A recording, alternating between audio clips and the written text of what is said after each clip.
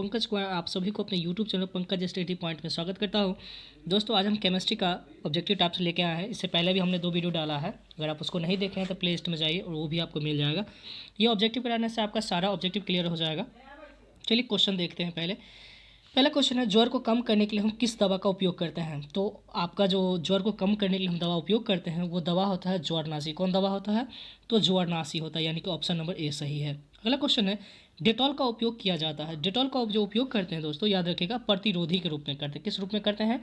प्रतिरोधी के रूप में करते हैं, यानी कि ऑप्शन नंबर बी सही है। अगला क्वेश्चन दोस्तों देखिए, हम ऑब्जेक्टिव का ऑप्शन नहीं बोलते हैं ताकि आप क्वेश्चन पढ़िए और उसका आंसर हो जाए। तीसरा क्वेश्चन है, रतौंधी किस विटामिन की कमी से होता है। रतौंधी किस विटामिन के कमी से होता है। तो याद रखिएगा, रतौंधी जो होता है वो विटामिन ए की कमी से होती है। किस कमी से होती है? तो विटामिन ए की कमी से होती है, यानी कि ऑप्शन नंबर बी। अगला क्वेश्चन है, क्वेश्चन नंबर 4 है दोस्तों।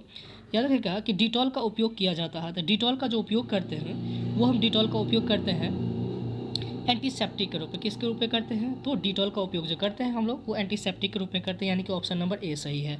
एंटीसेप्टिक है, किस पे? एंटीसेप्टिक के रूप में करते हैं। अगला क्वेश्चन है दोस्तों, टाइफाइड में प्रयुक्त होने वाला प्रतिजैविक कौन है।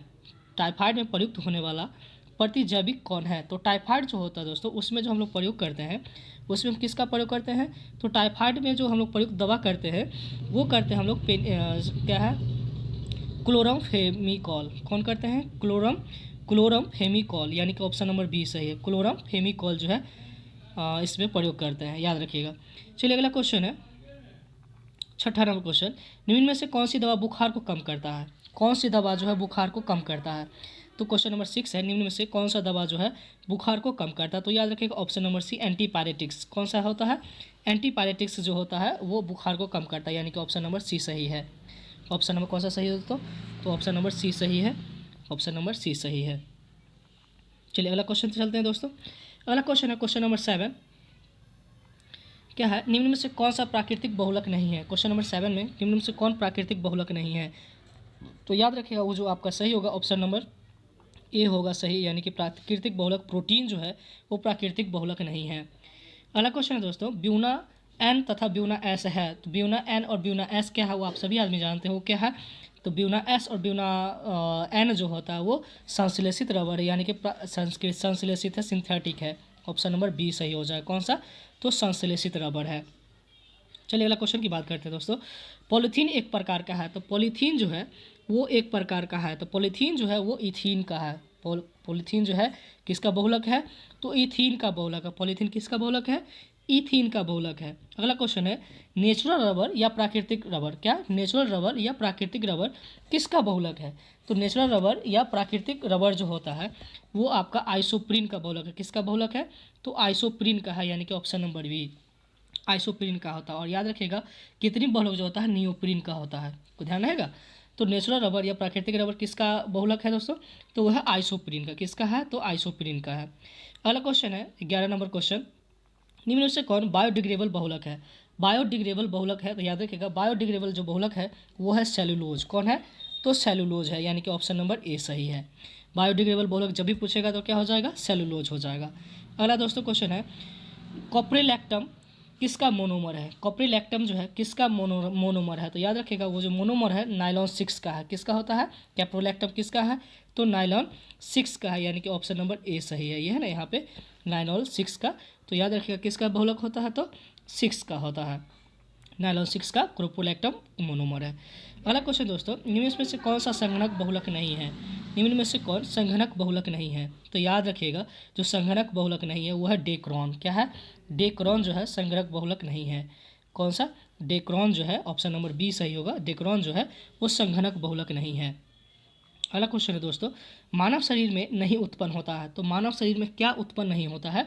तो उस तरह से आपको ऑप्शन दिया गया है। तो मानव शरीर में जो उत्पन्न नहीं होता है, क्वेश्चन नंबर 14 हो गया। 14 में देखिएगा कि मानव शरीर में नहीं उत्पन्न होता है क्या। तो मानव शरीर में उत्पन्न नहीं होता, वो याद रखिएगा विटामिन। विटामिन जो होता है वो उसके शरीर में उत्पन्न नहीं होता है, क्योंकि इसके हम लोग खाद्य पदार्थ के रूप में लेते हैं। क्योंकि एंजाइम भी होता है हम लोगों में, डीएनए भी होता है, हार्मोन्स भी होता है, सिर्फ विटामिन नहीं होता है। अगला दोस्तों याद रखिए क्वेश्चन है कि एस्कॉर्बिक अम्ल है। एस्कॉर्बिक अम्ल हम किसे कहते हैं? एस्कॉर्बिक अम्ल जो होता है वो किसे कौन से कहते हैं? विटामिन को, एंजाइम को, प्रोटीन को, इम्यूनो को, किसको कहते हैं? तो एस्कॉर्बिक अम्ल जो होता है वो विटामिन का नाम है। क्या है? विटामिन, यानी कि विटामिन जो है एस्कॉर्बिक अम्ल है। अगला क्वेश्चन है क्वेश्चन नंबर 16 दोस्तों। 16 में क्या है कि सुक्रोज का सूत्र है, सुक्रोज का जो सूत्र है वो क्या है। देखिएगा ऑप्शन में क्या है, C12H22O12, C12H22O11, C12H24O11, C12H22O10। तो इतना पढ़ने से बेटर है कि आप सीधे आंसर देखिए क्या है। सुक्रोज का सूत्र है, सुक्रोज का जो सूत्र है वो होता है C12H22O11। ऑप्शन नंबर बी सही है। C12H22 ये वाला है ना, C12H22O11 यानी कि ऑप्शन नंबर बी सही है। अगला क्वेश्चन है दोस्तों, निम्न में से कौन सा एकल सेकेराइड है। क्वेश्चन नंबर 17, निम्न में से कौन एकल सेकेराइड है। तो याद रखिएगा वो जो है फ्रुक्टोज एकल सेकेराइड है। कौन सा, फ्रुक्टोज जो है वो एकल सेकेराइड होता है। ऑप्शन नंबर डी सही हो जाएगा, ऑप्शन नंबर डी सही है। अगला क्वेश्चन है दोस्तों, निम्नलिखित शुगर में सबसे मीठा कौन है।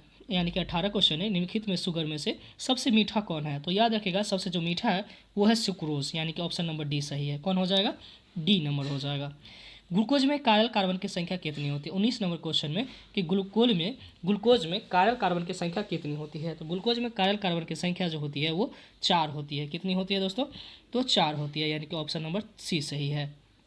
चलिए दोस्तों अगला क्वेश्चन की बात किया जाए। अगला है एडासीन निम्नलिखित में से किसका उदाहरण है। एडासीन जो है 20 नंबर क्वेश्चन, एडासीन निम्नलिखित में से किसका उदाहरण है। याद रखिएगा एडासीन जो है निम्नलिखित में से, यानी कि आपका ऑप्शन नंबर जो सी है न्यूक्लियोसाइड, यानी कि ऑप्शन नंबर सी न्यूक्लियोसाइड जो है ये वाला इसी का जो है उदाहरण है, न्यूक्लियोसाइड का उदाहरण है। चलिए दोस्तों अगला क्वेश्चन चलते हैं। डीएनए में थाइमिन 2 हाइड्रोजन बंध द्वारा किस भस्म से जुड़ा हुआ है। डीएनए में थाइमिन 2 हाइड्रोजन बंध द्वारा आपस में जुड़े होते हैं। तो किस भस्म से जुड़े होते हैं। क्वेश्चन नंबर 21 है। ये जो जुड़े होते हैं याद रखिएगा एडिनिन से होता है। किससे जुड़े होते हैं, तो एडिनिन से जुड़े होते हैं। अगला क्वेश्चन है दोस्तों, निम्न में से कौन सा प्राकृतिक बहुलक है। निम्न में से कौन सा प्राकृतिक बहुलक है। Question number 22। तो जो प्राकृतिक बहुलक होते हैं वो है प्रोटीन। कौन है, तो प्रोटीन है। क्वेश्चन नंबर 22 में जो प्राकृतिक बहुलक है तो वो हो जाते हैं आपके प्रोटीन हो जाएंगे, ध्यान रहेगा। चलिए दोस्तों अगला की क्वेश्चन की बात किया जाए, इसका कौन सा हो जाएगा आंसर, ऑप्शन नंबर ए सही हो जाएगा, यानी कि प्रोटीन हो जाएगा। अगला क्वेश्चन है दोस्तों, क्योंकि आप लोग जानते हैं कि जो कृत्रिम बहुलक होता है यानी कि संश्लेषित कह लीजिए या कृत्रिम कह लीजिए, वो जो या सिंथेटिक कह लीजिए, तो वो ब्यूना एस और ब्यूना एन रबर होता है जो कि कृत्रिम होता है। अगला क्वेश्चन है दोस्तों कि निम्न में से कौन निम्न में से कौन पायरीमिडल भस्म नहीं है।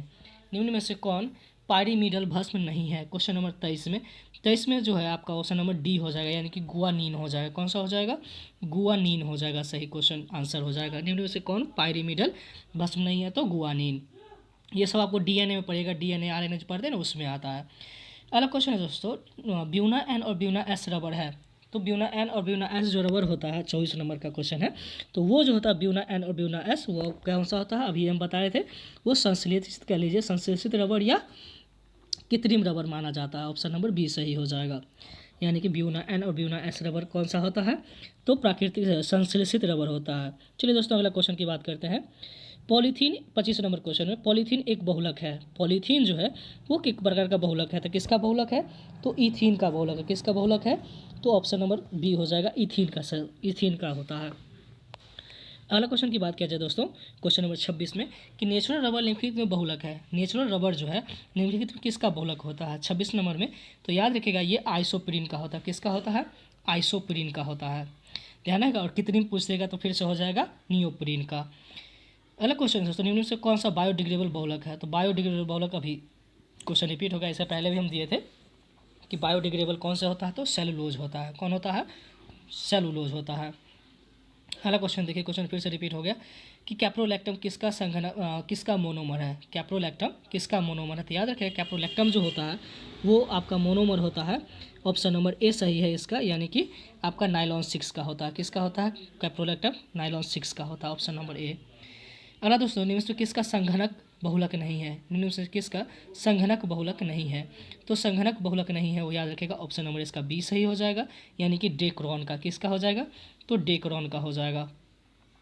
अगला क्वेश्चन है दोस्तों, क्वेश्चन नंबर 30 में एंजाइम क्या है। क्वेश्चन नंबर 30 एंजाइम क्या है, तो याद रखिएगा एंजाइम जो है वो आपका है ऑप्शन नंबर सी, यानी कि प्रोटीन है। कौन हो जाएगा एंजाइम, एंजाइम क्या है, एक प्रकार का प्रोटीन है। चलिए दोस्तों अगला क्वेश्चन की बात करते हैं। शुद्ध जल का पीएच मान कितना होता है, ये आप 10th में भी पढ़ते हैं। शुद्ध जल का पीएच मान कितना होता है, तो शुद्ध जल का पीएच मान जो होता है दोस्तों वो होता है 7। कितना होता है, 7 होता है, यानी कि ऑप्शन नंबर डी सही है। अगला क्वेश्चन है दोस्तों, पेट में अत्यधिक अम्ल को बनने से रोका जा सकता है। तो याद रखिएगा, वो जो पेट में अत्यधिक अम्ल हो जाता है तो उसको कभी कभी इंग्लिश में भी लिख देता है कि एंटासिड। किसके रूप में करते हैं? एंटासिड का प्रयोग करते हैं, यानी कि प्रत्यय अम्ल का प्रयोग करते हैं। Option number A. अगला दोस्तों क्वेश्चन है, कार्बोहाइड्रेट जो जरासित 3 से लेकर के 10 मोनोसेक्राइड इकाई प्रदान करते हैं उसे क्या कहते हैं? तो वो होता है, याद रखिएगा, ऑप्शन नंबर डी सही होगा, ओलिगोसेक्राइड। कौन हो जाएगा? ओलिगोसेक्राइड हो जाएगा, यानी कि ऑप्शन नंबर डी सही होगा, ओलिगोसेक्राइड। ये वाला जो है ओलिगोसेक्राइड, जिसमें 3 गो से यानी कि 3 से लेकर के 10 मोनोसेक्राइड अगर इकाई प्रदान करता है तो वो होता है ओलिगोसेक्राइड। अगला क्वेश्चन की बात किया जाए दोस्तों, क्या विटामिन ए कहलाता है? तो विटामिन ए जो कहलाता है वो रेटिनॉल कहलाता है। विटामिन ए का कहलाता है कौन सा? तो रेटिनॉल कहलाता है। ऑप्शन नंबर बी सही हो जाएगा। अगला क्वेश्चन है दोस्तों, ज्यूटर आयन बनाने में कौन समर्थ नहीं है? ज्यूटर आयन जो होता है वो बनाने के लिए कौन समर्थ नहीं होता है? छोड़ कौन समर्थ होता है ज्यूटर आयन बनाने में? कौन समर्थ है? तो याद रखिएगा, उसके बनाने के लिए जो ऑप्शन नंबर डी सही है, यानी कि डी जो है वो ज्यूटर आयन बनाता है।